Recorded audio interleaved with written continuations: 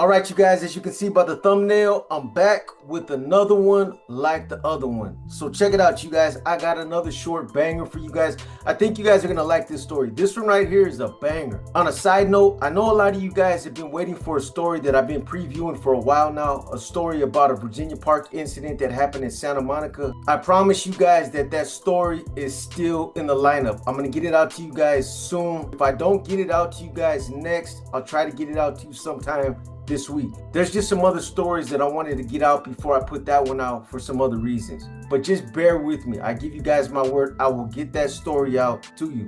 But getting back to this story, this is a real story based on real fact. I think some of the drama and the details that happened in this story took place just based on who was involved, how it all went down, and the people that were closely associated with the story. So let me get into it. This story took place between 2021 and 2022 when an individual by the name of Carl Flores, who also went by Gangster, was in Centinela State Prison with another individual that was only known as Wedo. So apparently while Wedo and Gangster were housed in the same block in Centinela State Prison, Wedo started working under Gangster. And apparently at that time, they were making plans to continue working with each other once Wedo had paroled and made his way back out to the streets. So both of these guys were from Moreno Valley.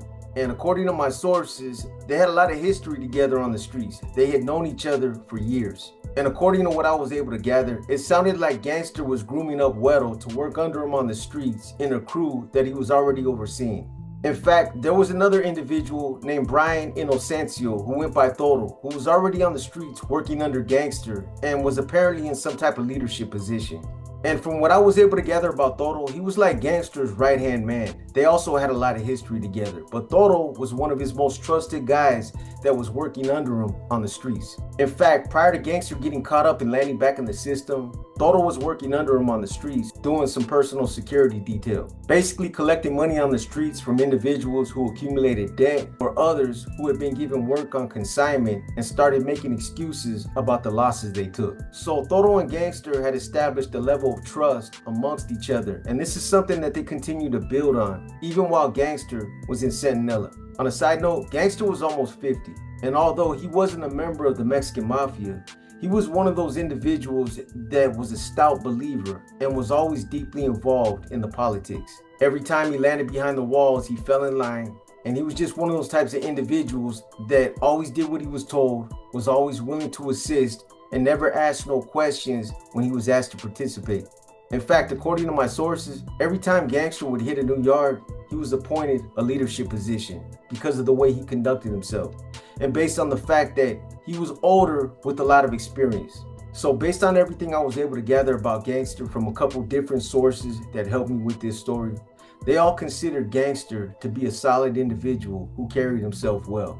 The best way that one of them summed it up is that when you met Gangster, you got the impression that whoever gave him his klesha, they laced him up the right way, and he was just a good ass dude. On the other hand, Toto was described as almost being a carbon copy of Gangster. He was a lot younger, in his late 20s, but he was also considered to be a solid individual who wouldn't hesitate to put work in or do what was asked of him. The only other relevant thing that I recall that was said about Toto was that he was just a real quiet type of individual that gave you the impression that he was paying close attention to everything that was going on around him, his surroundings. Wedo, on the other hand, was described as being a follower. He didn't have any leadership potential. He wasn't built like that. But when it came to being loyal to Gangster, Wedo at least made a valiant effort to prove himself. So I'm not sure exactly how long Wedo and Gangster were in the same block in Centinela State Prison, but it was at least for a couple of years. And while they were there on the yard in Centinela, Gangster was assisting by pushing the Mexican Mafia's back, but he was also freelancing on the side himself, something that was allowed as long as you follow protocol. And don't quote me on this because policies fluctuated from prison to prison. However, for the most part, they stayed the same in concept. And what I mean by that is this: when it came to moving the Mexican Mafia's bag, they implemented guidelines and policies that applied to the collective, basically to everyone that fell under their umbrella. If you were a sureño or a camarada that was on the yard and you had a way of getting your own bag in, meaning through your visitor or through a CO that you had in pocket, then they would allow you to freelance and hustle out there on the yard for yourself. But at the same time, you were required to give a percentage back to the house, what's also known as a kickback. And in some cases, you had to help them get off the house's bag first. Before you could start pushing your own, the house's was the priority. So as far as the kickback, it was usually around a third of whatever you were making. But I've also heard that sometimes this was implemented on a sliding scale based on how well that yard's doing, how much money's being generated, as well as supply and demand. And again, like I said, it fluctuates from prison to prison. It just depends. You have different bilis that impose different policies. It just depends on how they have things set up. But the protocol that usually stays the same is that the casa's bag always goes first. And a lot of the time, it's done in similar fashion as it's done on the streets. There's a lot of parallels that remain the same. However, obviously, when you're dealing with a more conservative bili that likes to keep close tabs on everything that's going on, more than likely, you're going to have designated holders, guys that are a part of his inner circle. They might even be part of his mesa. They hold the bag, and obviously any business that's conducted out there on the yard is ran directly through them. However, on a yard that's flooded, where there's an abundance of supply, it might even be set up where different amounts is distributed to a select number of individuals whose sole purpose is to push that bag. And like I said, a lot of the time it's ran under the same format that you would use on the streets, meaning that whoever the bili is that's running that yard would be well aware of everyone's history and whether or not they indulge and can be trusted. And this is regardless of the fact that there's clear consequences for anyone who tampers with the house's product. You're still not going to put a bag in someone's hands that might not be completely trustworthy due to them having a history of indulging. You don't set people up for failure, and that's just common sense. So while Gangster and Wedo were there in Centinela, they obviously spent a significant amount of time strategizing, formulating plans, and discussing business ventures for when Wedo made it back out to the streets. You know, I'm not sure how much time Gangster was already doing at that time, or if he even had a date. But in 2021, Wedo was short timing and he was getting ready to parole. For Gangster, this was an opportunistic time for him to tie up some loose ends and to put Wedo on track to take care of some business that would benefit them both. You know, Gangster still had a lot of resources and business ventures lined up on the streets, but based on the fact that he was still locked up, he was somewhat restricted insofar as what he wanted to do. His movement and his ability to navigate the streets was obviously limited. But this is where he depended on Wedo to go back out there to the streets and do everything that he wanted done that he couldn't do himself. He lined him up with several of his contacts, he put him online with his resources, and he also put him in touch with his facilitators and his relays that were bringing the clavo in at Centinela. So by the time Wedo paroled, he had a laundry list of things to take care of. Things that Gangster was obviously depending on. And believe it or not, Gangster was more than confident that Wedo was going to get back out there and take care of everything that he wanted him to take care of. Because you got to remember, these two had history together and they had built up enough trust to where Gangster believed in Wedo.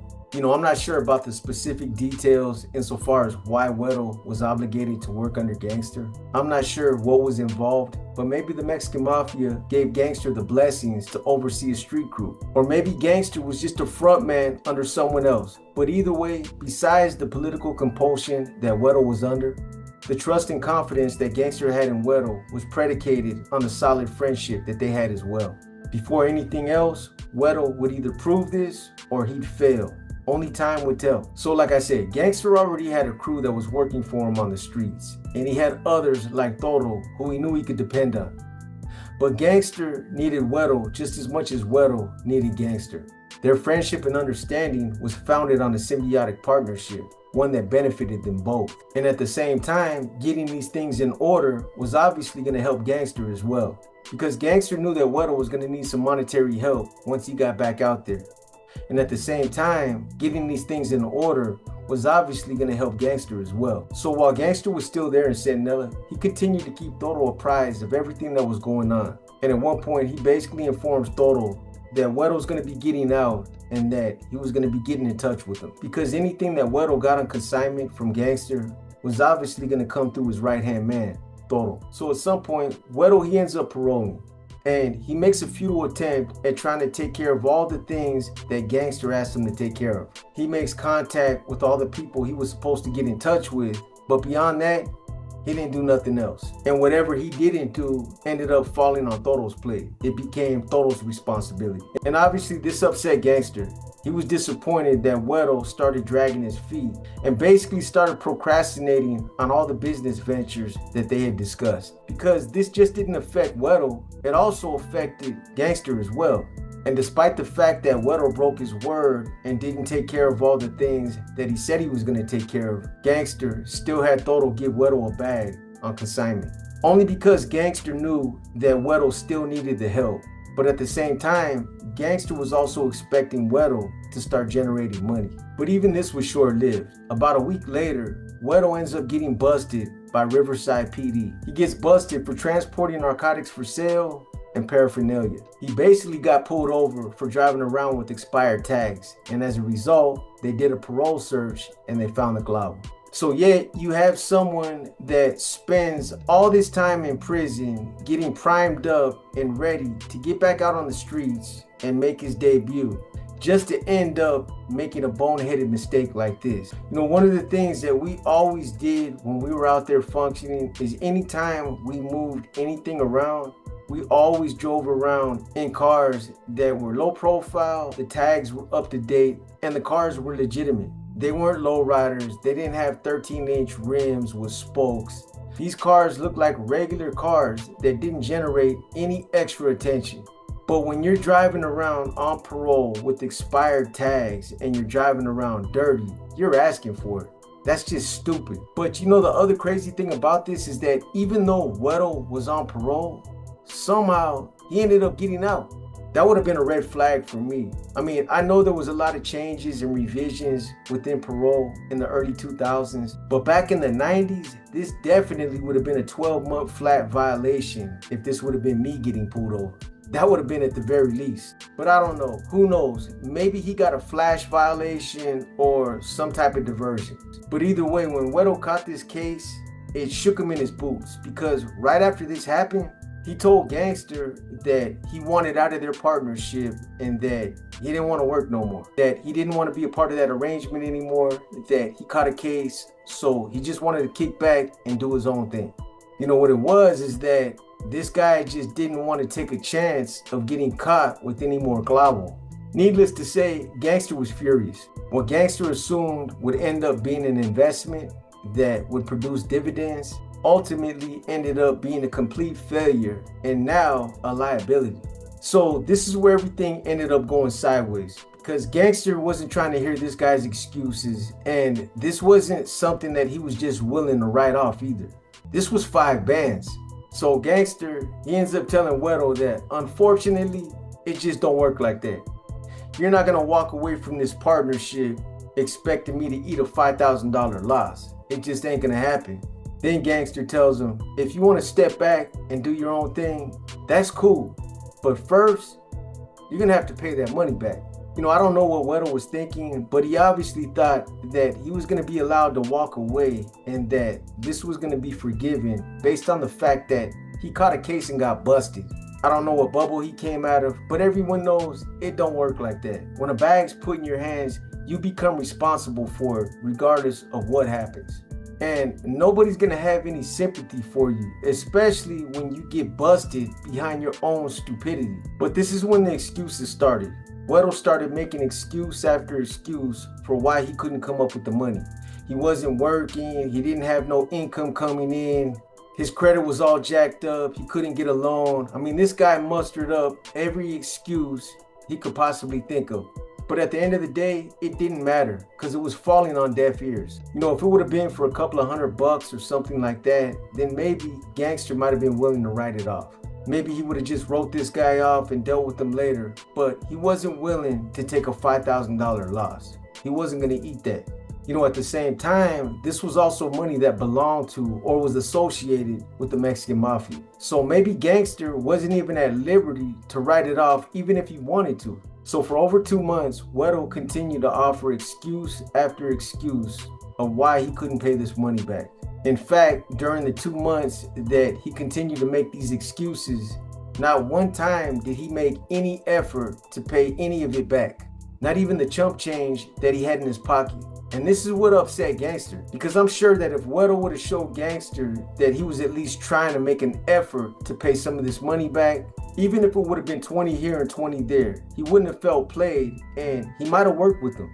But after 2 months, he wasn't even doing that. And Gangster had already gotten to the point where he was frustrated with this guy. You know, it doesn't help when you encounter situations like this when you're locked up either. It just hits different. When there's someone that owes you a chunk of change when you're locked up and you feel like they're giving you the runaround, you lose patience a lot faster. Trust me on that. So according to one of my sources, Gangster, he eventually gets fed up with Wedo. He gets fed up to the point to where he ends up telling Toto to find him and shake him up.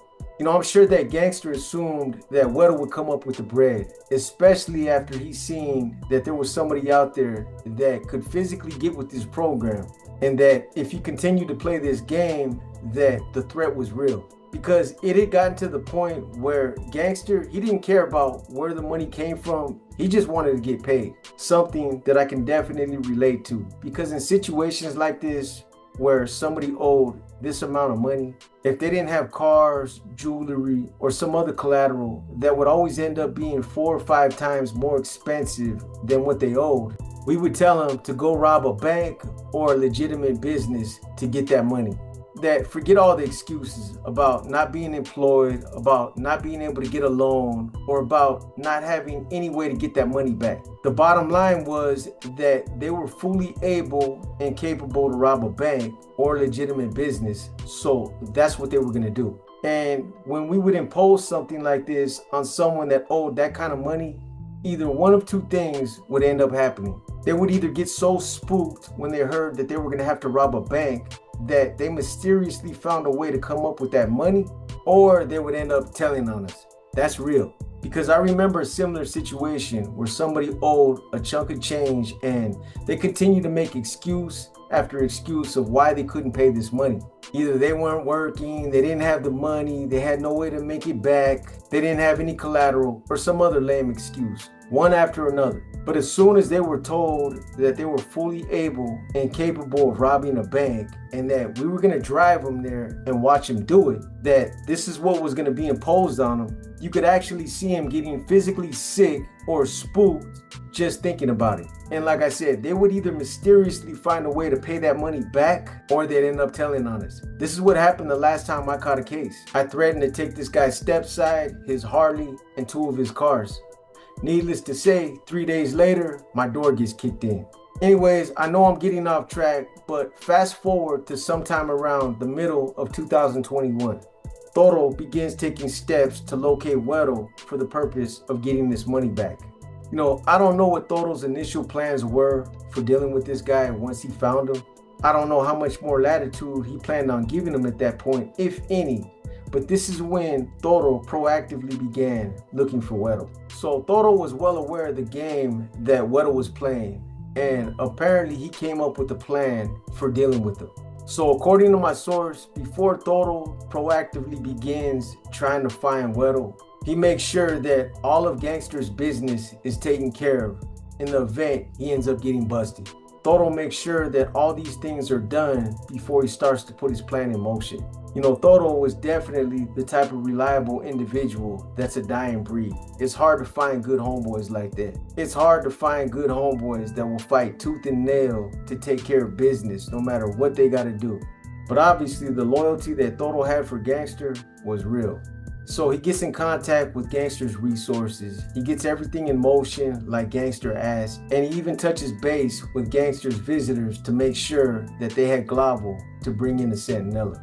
You know, from the way that one of my sources made it sound, when it came to Toto and the things that he could have done for himself, he put all his needs on the back burner. He kept his word to Gangster, that was his boy, and he didn't even start taking advantage of some of the ventures that he had lined up for himself.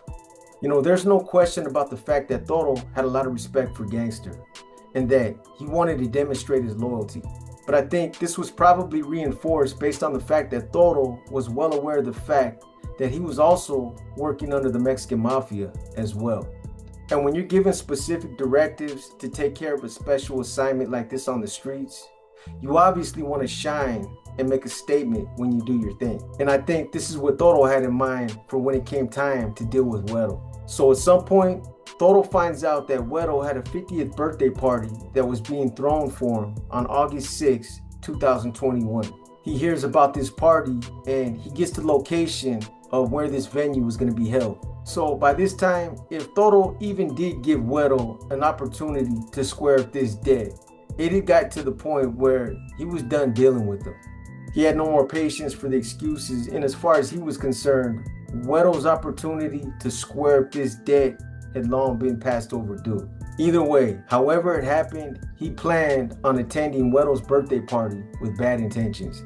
So at some point, Toto, he gets a handgun and a box of ammunition for the specific purpose of dealing with Wedo. He also arranges for a youngster he knew to steal a car and drop it off the day before the party. So on the following day when the party was scheduled to happen, Toto had been in constant contact with Gangster all morning, basically keeping him abreast of everything that was happening. Gangster obviously wanted to be there in some form to get with Wedo's program. He was highly upset with this guy, and he obviously felt like he was purposely playing him since he was locked up and couldn't do nothing to him. But since he couldn't, he wanted Toto to keep him abreast of everything that happened that day and to also call him once he made it to the party and he made contact with Wedo.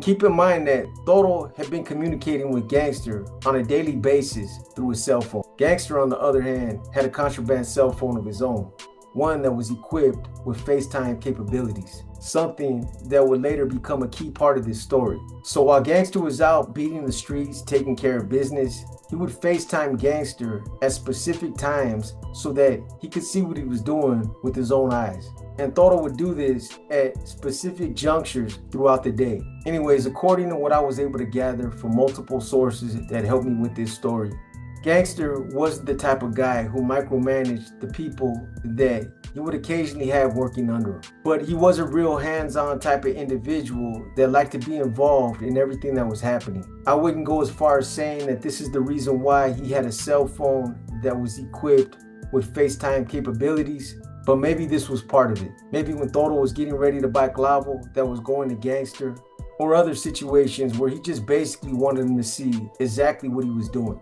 Essentially, this was a way of allowing Gangster to be involved hands-on. So when Gangster caught his last case, the one that he was on when all this went down, he apparently left a lot of money tied up on the streets. There was a lot of people that owed him out there, and there was a lot of debt that was incurred from people that he had fronted to. So besides Wedo, there was other people that Gangster had Toto tracked down for the purpose of retrieving some of this money back that was owed to him.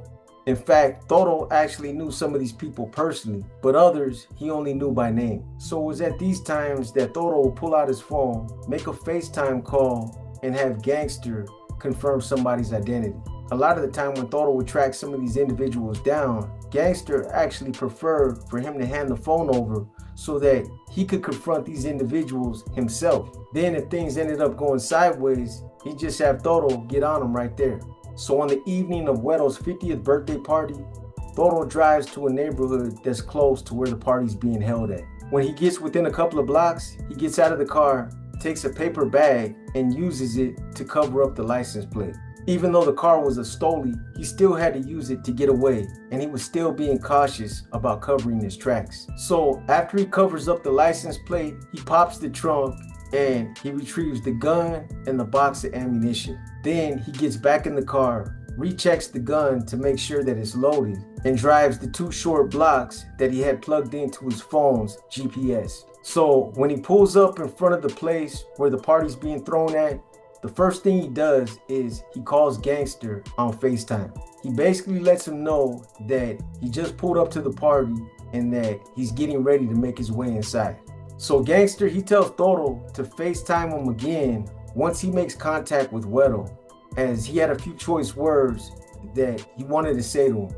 I don't know the extent of the conversation that Toto and Gangster had before Toto went inside this party, but I believe that by that time they had both given up on being civil with Wedo and that any forms of diplomacy had went out the window. So at that point, the plan was to roll up on him, catch him slipping, and then whack him for his indiscretions. And because Gangster wanted Wedo to know that this was coming from him and that he didn't get away with shit, Toto didn't even hang up the phone. He just put Gangster on hold, tucked the phone in his pocket, and left the call open. So when Toto gets to the front door, he rings the bell and a younger female answers the door.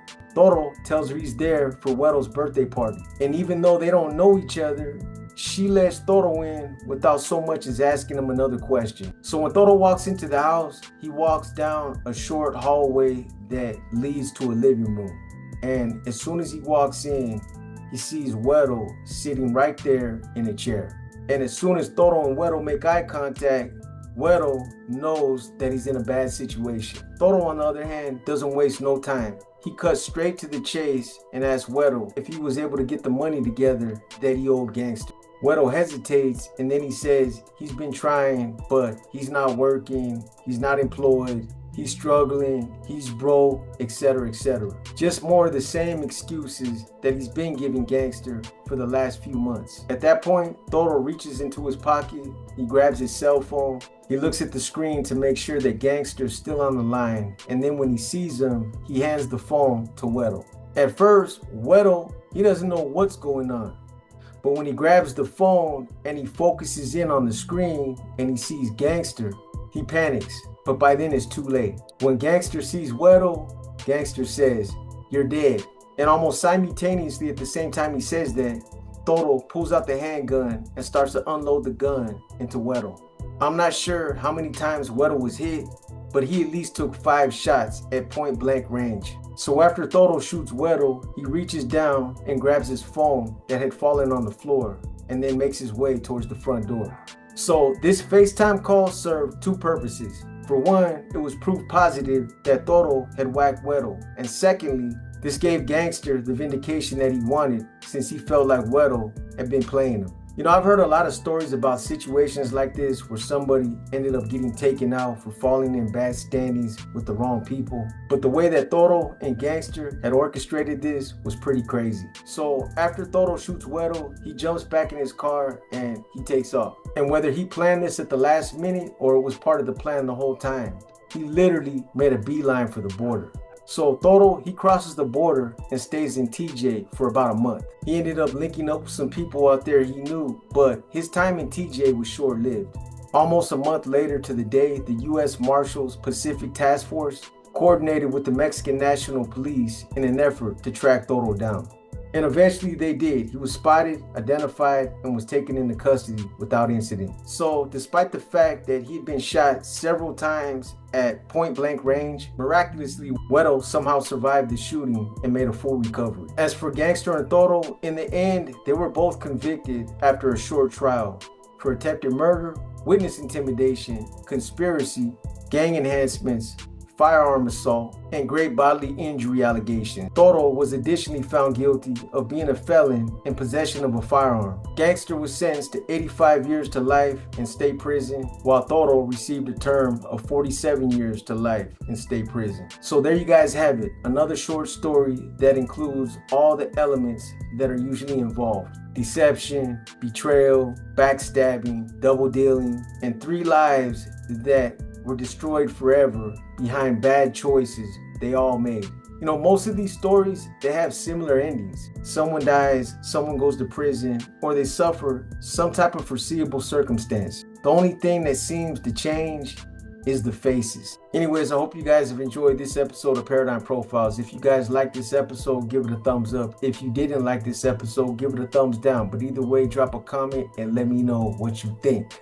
As always, I just want to thank those of you who continue to show your unwavering support and for also continuing to tap into the channel. Until the next one, you guys keep pushing that positivity and enjoy the rest of your night. With that said, this is your boy B, and I'm gone.